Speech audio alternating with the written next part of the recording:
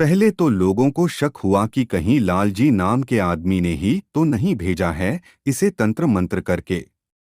लेकिन इस बात की पुष्टि के लिए समस्या के समाधान के लिए सबने लालजी से मिलने की ठान ली।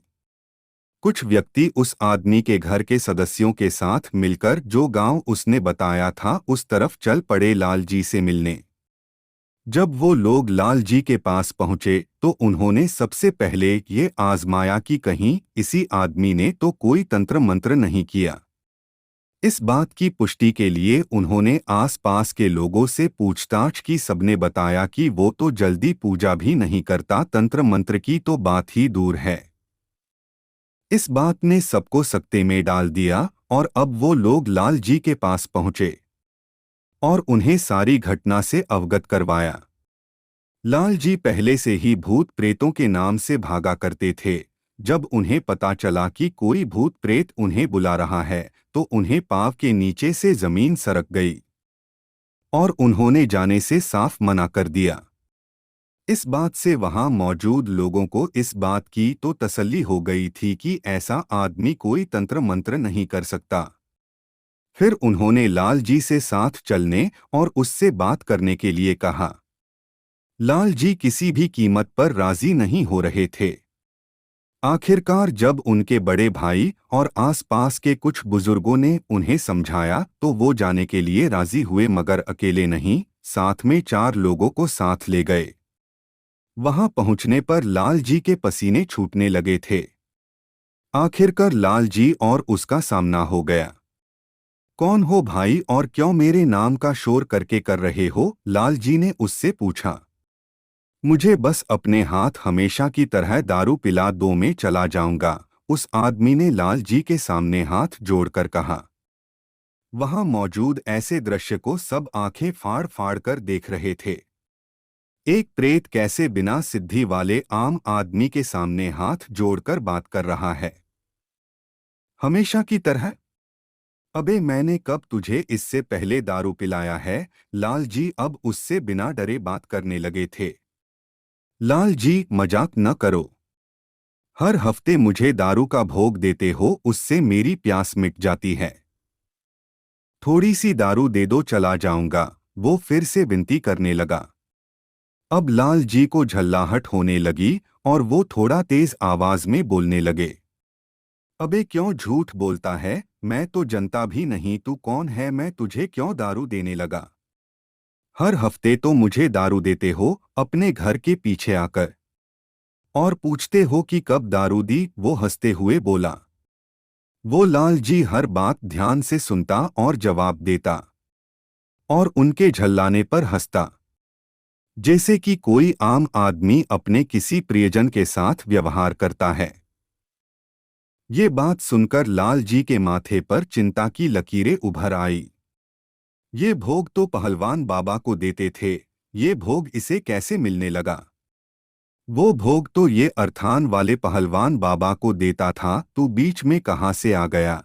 उन्होंने अपनी परेशानी का हल ढूंढते हुए ये प्रश्न किया।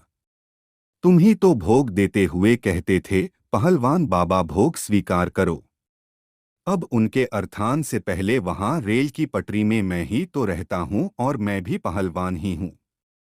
मुझे आदत है तुमसे भोग लेने की। उसने लाल जी ये सारी बात कही और फिर रोने लगा और रोते रोते कहने लगा, जब से वहां हूं कभी किसी ने एक गिलास पानी तक नहीं दिया था। बस लाल जी तुमने ही मुझे दारू दिया और मेरी प्यास बुझाई।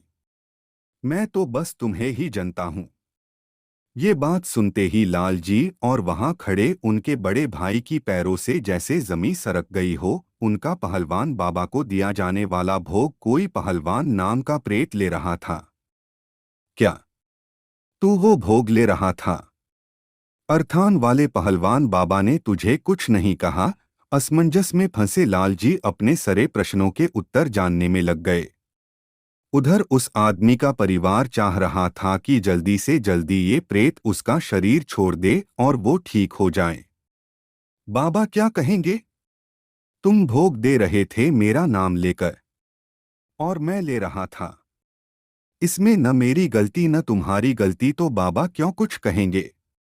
अब तुम जो कुछ भी दोगे वो सबसे आगे वाला ही लेगा न, 7 समंदर पार वाला तो नहीं। उसने लालजी के असमंजस के इस प्रश्न का उत्तर दे दिया था, वो भी सटीक। मतलब वो दूसरे गांव वाले व्यक्ति से भोग अर्थान वाले पहलवान बाबा इसलिए लेते थे क्योंकि उनके बीच कोई और पहलवान नहीं था। लाल जी का दिमाग एकदम से घूम गया। आखिर क्या करो और क्या हो जाता है? बाबा कहाँ हैं इस वक्त? इस अर्थान के लाल जी ने पूछा। यही तो हैं, उन्होंने ने मुझे पकड़ रखा है। वहां यहाँ किसकी मजाल के मुझे हरा दे। मुझे बस दारू दे दो, चला जाऊंगा, उसने आस-पास के लोगों को देखते हुए कहा। तभी उन व्यक्तियों में से एक व्यक्ति आगे आए और लाल जी कहा कि बेटा, इसको दारू दे दो और जाने दो, वरना इस आदमी के शरीर को इसकी सवारी तोड़ती रहेगी और फिर ये महीने भर तक खड़ा भी नहीं हो पाएगा। बात सत्य थी। किसी पहलवान और बलशाली आत्मा की आमद जब किसी के शरीर पर होती है तो उसके शरीर की शक्ति कम होती चली जाती है। लाल जी ने अपने प्रश्नों पर विराम लगाया और फिर वहीं पर पास पड़ी बोतल उठाई और एक ढक्कन दारू लेकर उसके मुंह में डाल दी। और वो व्यक्ति पीते ही नीचे गिरा और बेहोश हो गया। उसके जब होश आया था तो वो ठीक हो चुका था। पहलवान बाबा के अर्थान पर उसने दंडवत प्रणाम किया और धीरे धीरे सब वहां से चले गए और लाल जी भी अपने घर आ गए। लाल जी ने अपने प्रश्नों पर विराम लगाया और फिर वहीं पर पास पड़ी बोतल उठाई और एक ढक्कन दारू लेकर उसके मुंह में डाल दी। और वो व्यक्ति पीते ही नीचे गिरा और बेहोश हो गया। उसके जब होश आया था तो वो ठीक हो चुका था। पहलवान बाबा के अर्थान पर उसने दंडवत प्रणाम किया और धीरे धीरे सब वहां से चले गए और लाल जी भी अपने घर आ गए।